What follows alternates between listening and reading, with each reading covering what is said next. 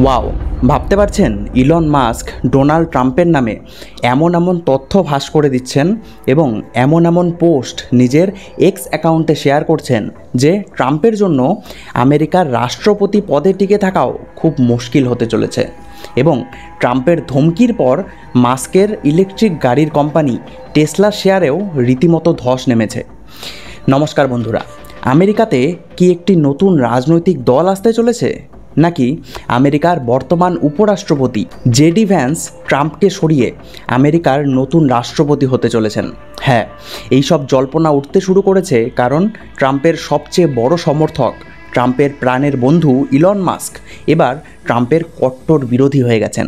এবং আপনারা সবাই তো জানেনই যে একজন কাছের বন্ধু যখন শত্রু হয়ে যায় তখন তার থেকে বেশি খতরনাক আর কেউ হতে পারে না। কোনো রাগঢাক না করেই ট্রাম্পকে সোজা ইমপিচ করে, অর্থাৎ আমেরিকার রাষ্ট্রপতির পদ থেকে সরিয়ে উপরাষ্ট্রপতি জেডি ভ্যান্সকে রাষ্ট্রপতি করা উচিত, এমন একটি টুইটকে শেয়ার করে ইলন মাস্ক নিজের সম্মতি জানিয়ে লিখেছেন হ্যাঁ, ইয়েস। এবং তার চেয়েও বেশি ইলন মাস্ক নিজের এক্স অ্যাকাউন্টে একটি পোস্টকে পিন করে দিয়েছেন, যেখানে লেখা আছে এখন কি সময় এসে গেছে আমেরিকাতে একটি নতুন রাজনৈতিক দলকে প্রতিষ্ঠা করার, যারা প্রকৃত অর্থেই 80% মধ্যবিত্ত আমেরিকান নাগরিকের প্রতিনিধিত্ব করবে। যেখানে এই ভিডিও রেকর্ড করা অবধি 42 লক্ষ লোক ভোট করেছেন এবং যার মধ্যে 81% মানুষ এতে নিজের সম্মতি জানিয়েছেন। শুধু এতটুকুই না, বরং তিনি একটি ভিডিও শেয়ার করেছেন যেখানে দেখা যাচ্ছে ট্রাম্প 1992 সালে জেফ্রি এপস্টিনের সঙ্গে পার্টি করছেন। অন্য একটি পোস্টে লেখা আছে যে ট্রাম্প জেফ্রি এপস্টিনের প্লেনে 7 বার ভ্রমণ করেছেন, কিন্তু এটা ক্লিয়ার না যে তিনি সেই দ্বীপটিতে গিয়েছিলেন কিনা। এছাড়াও তিনি নিজেই আরেকটি পোস্টে লিখেছেন যে ডোনাল্ড ট্রাম্প নিজেও এপস্টিনের ফাইলগুলিতে আছেন। এটাই আসল কারণ যার জন্য সেগুলিকে জনসমক্ষে আনা হয়নি। ইলন মাস্কের এই বিষয়ে তাও এভাবে পোস্ট শেয়ার করাই বোঝায় যে তাদের দুজনের সম্পর্ক আজকে ঠিক কোথায় নেমে এসেছে। কারণ আমেরিকাতে বিভিন্ন প্রভাবশালী ব্যক্তিরা, সে বিশাল কোনো ব্যবসায়ী অথবা রাষ্ট্রপতি হোক না কেন, সব সময় ভয়ে থাকে যে তাদের সঙ্গে যেন জেফ্রি এপস্টিনের নাম না জড়িয়ে পড়ে। কারণ জেফ্রি এপস্টিন 18 বছরের কম বয়সী মেয়েদেরকে তার ব্যক্তিগত দ্বীপে পাচার করে নিয়ে যেতেন এবং সেখানে তাদেরকে দিয়ে খারাপ কাজ করানো হতো।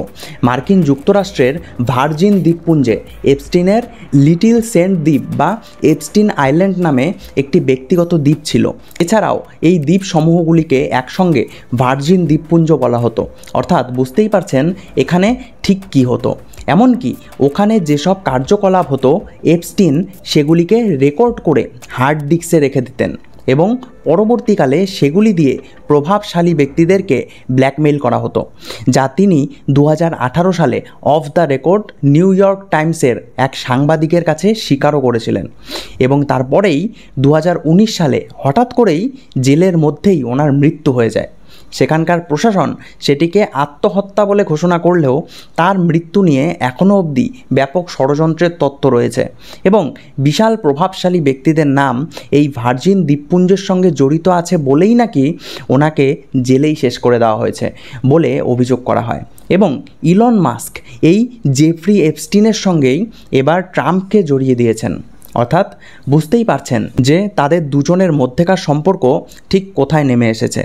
এছাড়া ট্রাম্প নিজের সোশ্যাল মিডিয়াতে পোস্ট করেছিলেন যে ইলন মাস্ক নিজের ইচ্ছাতে ডোজের পথ ছাড়েননি, বরং ট্রাম্প নাকি ওনাকে পথ ছাড়তে বলেছিলেন। তিনি লিখেছেন তিনি মাস্কের ইলেকট্রিক গাড়ির ম্যান্ডেট নিয়ে নিয়েছেন, যার জন্য এতদিন এমন একটি গাড়িকে আমেরিকার জনগণকে জোর করে কিনতে হচ্ছিল যা কেউ কিনতেই চায়নি। বরং এই জন্যই মাস্ক পাগল হয়ে গেছেন। এক্সে ট্রাম্পের এই পোস্টকে শেয়ার করে মাস্ক লিখেছেন একদম মিথ্যে কথা, খুব দুঃখজনক। এছাড়াও আরেকটি পোস্টে ট্রাম্প লিখেছিলেন যে আমাদের বাজেটে শত শত কোটি ডলার বাঁচানোর সবচেয়ে সহজ উপায় হলো ইলনের সরকারি ভর্তুকি এবং চুক্তিগুলিকে বাতিল করে দেওয়া। আমি সবসময়ই অবাক হয়েছি যে বাইডেন এটা করেননি। এর উত্তরে মাস্ক লিখেছেন, আমার সরকারি চুক্তি বাতিলের বিষয়ে রাষ্ট্রপতির বিবৃতির পক্ষে স্পেসএক্স অবিলম্বে তার ড্র্যাগন মহাকাশযান বন্ধ করে দেবে, অর্থাৎ মামলা অলরেডি হাত থেকে বেরিয়ে গেছে। তবে এই দুই প্রাণের বন্ধুর মধ্যে এমন ঝগড়ার কারণ কি যে দুজনেই দুজনের মান সম্মান একেবারে ধুলোয় মিশিয়ে দিচ্ছেন? দেখুন, যেখানে সোশ্যাল মিডিয়ায় পুরো পৃথিবীর সামনে কাদা ছোড়াছড়ির বিষয়, সেখানে ট্রাম্প নিজেই এর জন্য দায়ী। কারণ তিনি এটি প্রথমে শুরু করেছেন যে একজন আমেরিকান রাষ্ট্রপতি বিভিন্ন গুরুত্বপূর্ণ এবং গোপন রাখার মতো বিষয়গুলিও সোশ্যাল মিডিয়াতে বলে দিচ্ছেন। কারণ তিনি প্রথমে ব্যবসায়ী, পরে রাষ্ট্রপতি। তিনি চান যে সবাই যাতে ওনার মন্তব্য শোনার জন্য ওনার ট্রুথ সোশ্যাল অ্যাপকে ডাউনলোড করে।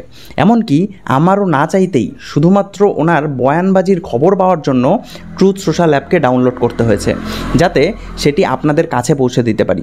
দুদিন আগেই পুতিনের সঙ্গে ফোনে কথোপকথনের পর তিনি ওনার ট্রুথ সোশ্যাল অ্যাকাউন্টে লিখেছিলেন যে এটি একটি ভালো কথোপকথন ছিল, কিন্তু এতটাও ভালো নয় যা ইমিডিয়েট শান্তির দিকে নিয়ে যাবে।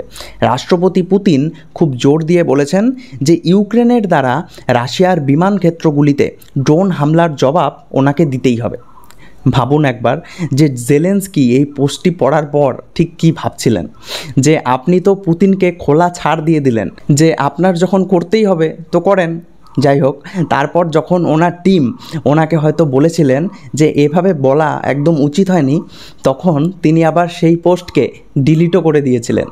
কিন্তু যখন বিভিন্ন সংবাদ মাধ্যমে এই বিষয়ে আবার লেখালেখি শুরু হয় যে ট্রাম্প ওনার পোস্টটি ডিলিট করে দিয়েছেন, তখন তিনি আবার সেটিকে পোস্ট করে দেন।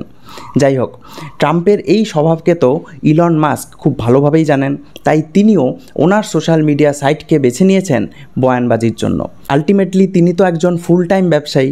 এছাড়াও ডোনাল্ড ট্রাম্পের যেই অফিসিয়াল এক্স অ্যাকাউন্ট আছে, এখানে আপনারা দেখতে পারবেন যে এখানে গ্রে টিক দেওয়া আছে, অর্থাৎ এটি ট্রাম্পের অফিসিয়াল অ্যাকাউন্ট। এখানেও 3 দিন আগে লাস্ট পোস্ট করা হয়েছিল, যেখানে ট্রাম্পের ট্রুথ সোশ্যাল অ্যাকাউন্টে তিনি 4 ঘন্টা আগেও এবং নিয়মিতভাবেই পোস্ট করে যাচ্ছেন। এর আগে ট্রাম্প ওনার ট্রুথ সোশ্যাল অ্যাকাউন্টে যা পোস্ট করতেন সেটিকেই স্ক্রিনশট মেরে আবার এক্সেও পোস্ট করে দিতেন, কিন্তু এখন তিনি এক্সে সেটাও পোস্ট করা বন্ধ করে দিয়েছেন। অর্থাৎ একদিকে যেখানে মাস্ক আশা করছিলেন যে ট্রাম্প ওনার নির্বাচনে জেতার পেছনে মাস্কের ভূমিকাকেই সবার ওপরে রাখবেন এবং মাস্কের যাতে লাভ হয় সেই বিষয়ে তিনি কিছু বিলও পাশ করে দেবেন, কিন্তু উল্টো ট্রাম্প ওনার বড় সুন্দর বিলে ইলেকট্রিক গাড়ির সাবসিডিকে বন্ধ করে ইনডাইরেক্টলি মাস্কের টেসলা গাড়ির কোম্পানিকেই ক্ষতি করতে চাইছেন। অন্যদিকে এক্সে পোস্ট না করে নিজের সোশ্যাল মিডিয়া সাইটকে প্রমোট করা, আবার বিভিন্ন সরকারি কন্ট্রাক্ট থেকে মাস্কের বিভিন্ন কোম্পানি, বিশেষ করে মাস্কের প্রাইভেট মহাকাশযানের কোম্পানি স্পেসএক্স এর কন্ট্রাক্টগুলিকে বাতিল করে দেওয়ার হুমকি ইত্যাদি সব কিছুই মাস্ককে এমন পদক্ষেপ নিতে বাধ্য করেছে বলা হচ্ছে। তবে এই সব কিছুর জন্য দায়ী ট্রাম্পের one big and beautiful bill, অর্থাৎ একটি বড় এবং সুন্দর বিলে ঠিক কী কী বিষয় রয়েছে যার জন্য মাস্ক এত ক্ষেপে আছেন, চলুন খুব সংক্ষেপে জেনে নেওয়া যাক। ট্রাম্পের এই ও বব্বা বিলে, হ্যাঁ সংক্ষেপে এটিকে OBBA বলে, এই ও বব্বা বিলে 2026 সালের মধ্যে নতুন ইলেকট্রিক গাড়ির জন্য $7,500 এবং ব্যবহৃত ইলেকট্রিক গাড়ির জন্য $4,000 ট্যাক্স ছাড়কে বন্ধ করে দেওয়া হবে।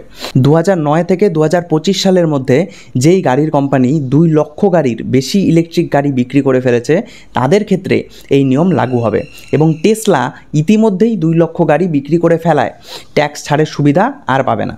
অর্থাৎ অন্যান্য কোম্পানিরা যারা এখনও অবধি 2 লক্ষ ইলেকট্রিক গাড়িকে বিক্রি করতে পারেননি, তারা ট্যাক্সের ছাড় পাওয়ায় টেসলার চাহিদা কমে যাবে এবং সেই সব ইলেকট্রিক গাড়ির কোম্পানিগুলির বিশাল লাভ হবে। ফলে এটিকে সরাসরি টেসলার ওপরই আক্রমণ হিসাবেই দেখে নিচ্ছেন মাস্ক। অন্যদিকে ইলেকট্রিক গাড়ির মালিকদের থেকে বার্ষিক $250 করে নেওয়া হবে। এছাড়াও ইলেকট্রিক গাড়ির নির্মাণের জন্য দেওয়া ক্লিন এনার্জি ক্রেডিটকেও বাতিল করে দেওয়া হবে। মাস্কের সরাসরিভাবে ট্রাম্পের সমালোচনার পর মাস্কের ইলেকট্রিক গাড়ির কোম্পানি টেসলার শেয়ারে ধস নেমেছে বলা যায়। টেসলার শেয়ার এই ঝামেলা লাগার পর থেকে 14% পড়েছে, যার ফলে প্রায় $150 বিলিয়ন ক্ষতি হয়েছে বলা হচ্ছে। তবে আপনাদের কি মনে হয় যে মাস্ক কি আমেরিকাতে একটি নতুন রাজনৈতিক দল তৈরি করতে পারেন? এছাড়া উপরাষ্ট্রপতি জেডি ভ্যান্সকে রাষ্ট্রপতি করার বিষয়ে আপনাদের ঠিক কী মতামত, সেই বিষয়ে অবশ্যই কমেন্টে জানাতে ভুলবেন না। ধন্যবাদ।